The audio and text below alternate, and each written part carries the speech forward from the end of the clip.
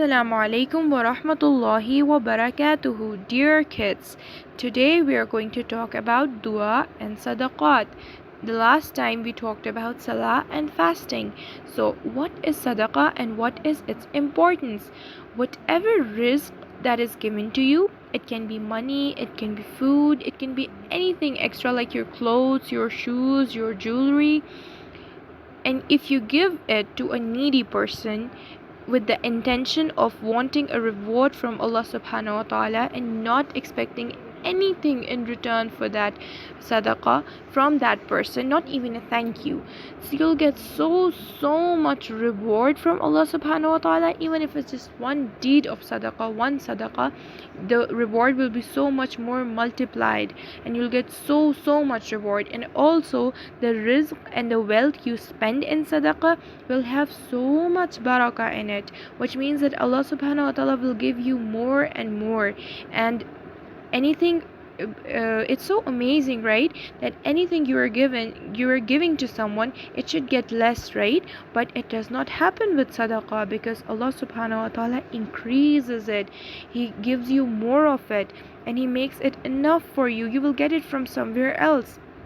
The money or the thing or anything that you spend in sadaqah, you'll get it from somewhere else, and it will be enough for you, and even more than enough. You can even afford your enjoyments and your luxuries by it. And it is Allah subhanahu wa ta'ala's order that we should do sadaqah, we should try to do sadaqah, we should try to spend like this. And especially in Ramadan, it is so important. In Ramadan, we should try to make a sadaqah box. We should try to have a box, and whenever we have some little money that we want to do sadaqah from, we can put in that box, and at the end of the month or at the end of like 10 days, you can go and give it to someone needy, and that will be your sadaqah, inshallah. And you know what Rasulullah sallallahu alaihi wasallam did? He did so much sadaqah in Ramadan that it was even faster than a hurricane, it was even faster than a storm.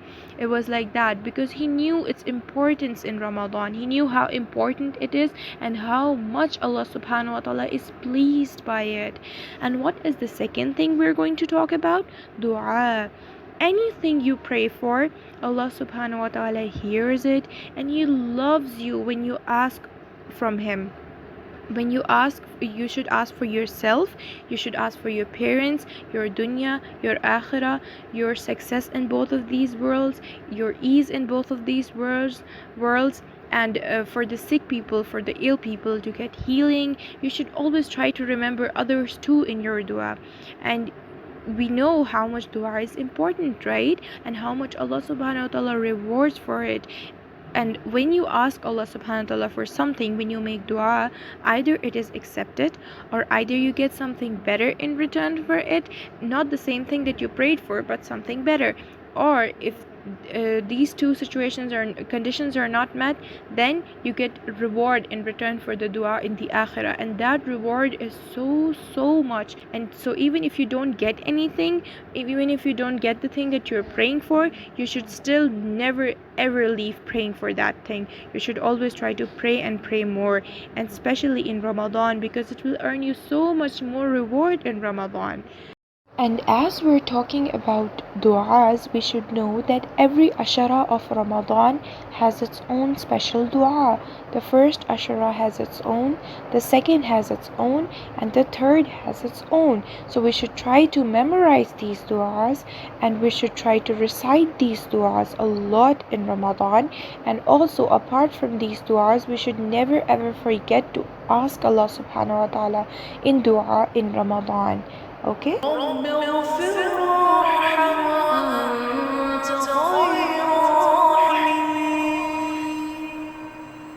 أستغفر الله ربي من كل ذنب وأتوب إليه.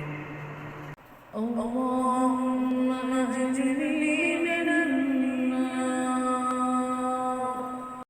So that's it for today. May Allah subhanahu wa ta'ala enable us to do more ibadah and be pleased with us. Ameen. Assalamu alaikum wa rahmatullah.